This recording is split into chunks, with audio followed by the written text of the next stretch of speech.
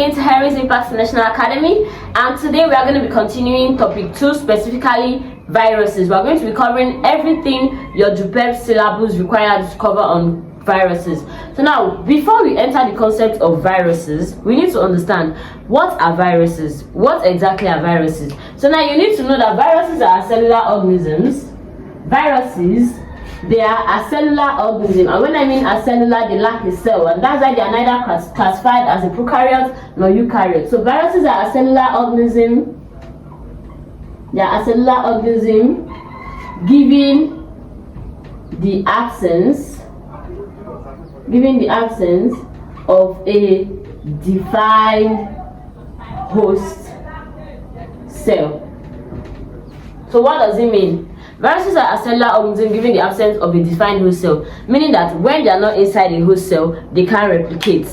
They have the inability to replicate outside of a host cell.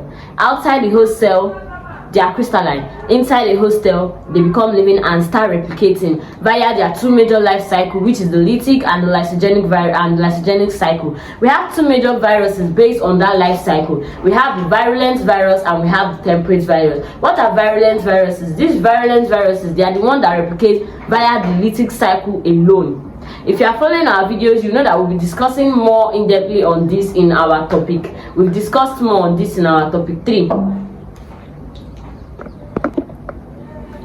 If you are following our video, you will know that on your topic 3, we always cover everything completely. So we are going to be discussing this in our topic 3, which have already been posted. So now, what do you need to know? Viruses are a cellular organism given the absence of a defined host cell, and like I said, there are two life cycles, the lytic and the lysogenic cycle. Virulent viruses are the ones that follow the lytic cycle, while temperate viruses follow both the lytic and the lysogenic cycle. Very important for you to know. Now, your syllabus requires us to talk about the size of a virus. Generally, viruses are measured in nanometer, and they range from 20 nanometer to about 300 nanometer. Viruses are small, that's why they are measured in nanometer. You can see your OBJ question, what's the unit for the measurement of a virus? You know that, okay, now we're talking about nanometer, and they ask you for bacteria, we know we're talking about micrometer. Very important for you to know. Now, your syllabus wants us to talk about bacteriophages, a very, very simple concept. So if they ask you what are bacteriophages are virus, which is a very common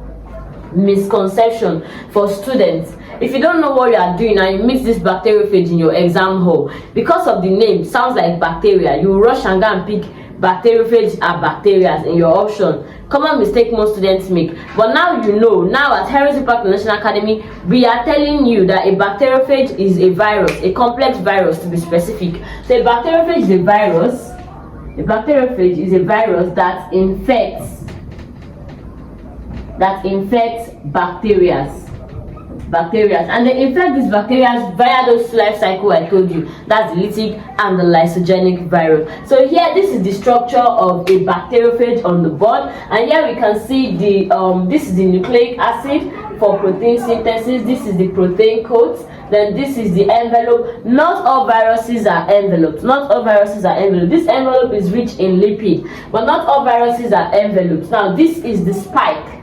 This is the spike of the virus. You can also call it the peploma. This is the spike of the virus. This is the neck and the collar. This is neck and collar of the virus. Then here we have the sheaths. And here we have the tail spike. There's what we call assembly in the life cycle of the lytic and the lysogenic cycle. There's what we call assembly. During that assembly period is where all these things come together to form a complete bacteriophage, and then they start infecting or replicating to then destroy the host cell. So now, this is the basal end plate, this is the tail spike. They can tell you in your theory question, draw and label a full bacteriophage, or they can even tell you a bacteriophage is under what virus shape. Now, I've told you that viruses are classified based on 3 major shapes. We have the helical virus, we have the icosahedral virus, and one of the most common helical virus you need to know is the first virus that was discovered and it was discovered by a scientist named as Dmitry Ivanovsky. This virus is a helical virus named tobacco mosaic virus. They usually call it TMD for short. So now we have another shape of virus, the icosahedral virus. And now we also have another one. We have the complex virus, which are the bacteriophages. Bacteriophage is a complex virus. So now this is the full labeling of the bacteriophage virus. And now your syllabus requires us to talk about your viroids. Your viroid. Very, very interesting. What are viroids? So viroids are viruses, or you can say viroids. They are acellular organisms. They are acellular organisms. They are cellular organisms that have protein coats. They have nucleic acids. They have the nucleic acid, and lack protein coats. You tend to understand what I'm saying more. They have nucleic acid and they lack protein coats. These viruses can be called infective nucleic acid. And now there are various examples of a virus you need to know, because something like this can come out in your exam. Give 3 examples. Sometimes it's mostly 3. Give 3 examples, but I'll be giving you more than 3 examples of a viroid in this video. Give 3 examples of a viroid and a prion, and differentiate between a viroid and a prion. Now I have told you that a viroid are acellular organisms. Viruses are acellular organisms that have nucleic acid and they lack what? A protein coat. From the diagram I told you, I told you that this is the nucleic acid and this is the protein coat. So basically, if you are reasoning with the definition, you know that okay, a virus is supposed to lack this protein coat and just have the nucleic acid. So now, examples of virus that you need to know. There are some basic important examples, and now it's also important for you to know that viroids majorly infect plants. Yes, viroids majorly infect plants. So now, major examples you need to know about your viroids. You need to know about your citrus exocortices. This infects orange. This infects citrus plants, orange. And you also have your chrysanthemum stones. This infects your chrysanthemum plants. And then there's this common one that we know, your potato spindle fiber and your coconut kadang. Recently that name has been more organized to now be called your spindle fiber kadang, and there's a reason for that. Your potato spindle fiber is a virus that affects potatoes, while your coconut kadang is a viroid that affects coconuts. But recently it was discovered that kadang disease can also affect potatoes, and that's why they brought the name together and then call it spindle fiber or spindle tuber kadang. So another example you need to take note of here is your potato spindle fiber. Then you also need to take note of your coconut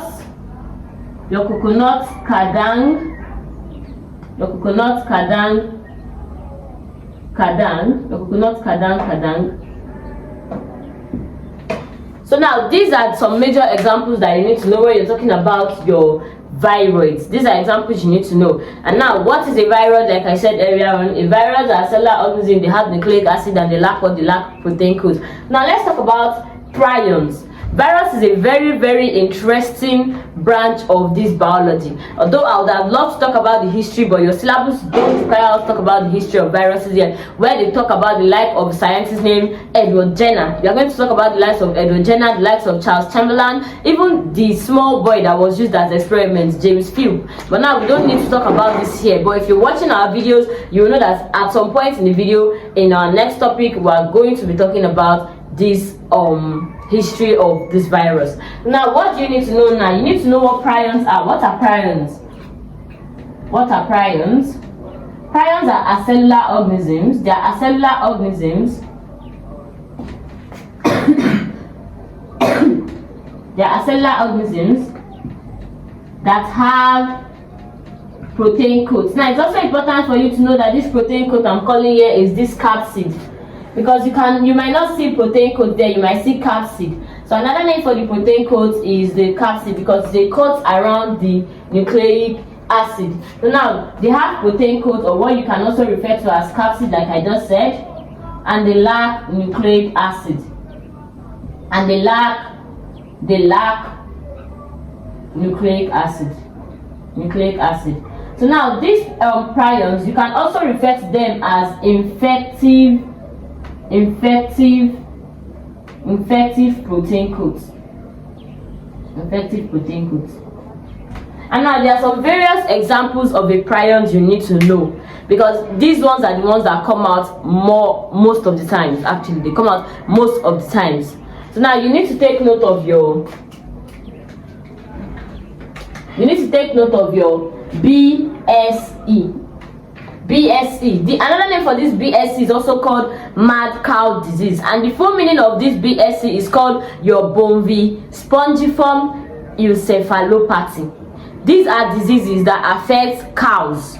They are diseases that affect cows. Remember I said earlier on that majority of the viroids affect plants, while prions majorly affect animals in general, humans. Do you understand? So now the Bovine spongiform encephalopathy, also known as mad cow disease, you can see it as mad cow disease, if not BSE. Mad cow disease, they affect plants, they affect animals, they affect cows. Now you also have another one. You have your Creutzfeldt-Jacobson disease. That they call it your CDJ, your Creutzfeldt-Jacobson disease, CDJ. Now this CDJ, Creutzfeldt-Jacobson disease, it affects animals. I'm trying to manage space on the board. It affects animals. Now there's another one they call variant Creutzfeldt-Jacobson disease. Have you wondered what's the difference between Creutzfeldt and variant Creutzfeldt-Jacobson disease? Well, if you're on this video, lock on you, because I'll be telling you the difference between the Creutzfeldt and the variant Creutzfeldt-Jacobson disease. The variant Creutzfeldt-Jacobson disease is infected. Like if you have a variant Creutzfeldt-Jacobson disease, it means you ate a cow infected with mad cow disease. So anybody that have the variant Creutzfeldt-Jacobson disease, meaning the person devoured a cow with already infected with that mad cow disease. So this Creutzfeldt-Jacobson disease also affects humans. They affect humans. Then you have your scrapie.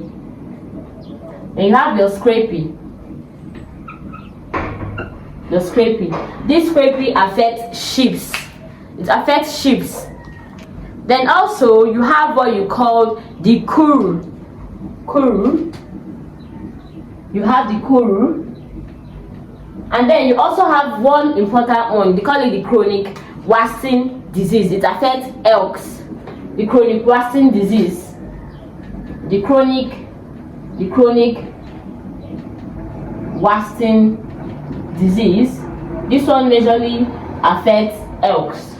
So now this is all your syllabus requires us to talk about in viruses. They told us to talk about the size, and if you can recall, I said the size of a virus is measured in nanometer and ranges from 20 to 200 nanometers. And I talk about bacteriophages. Bacteriophages are viruses that infect bacteria. Then I talk about the virus, they infect mainly plants. Then the prions, they infect mainly animals. And I gave you some few examples, important examples that JUPEB usually repeats yearly.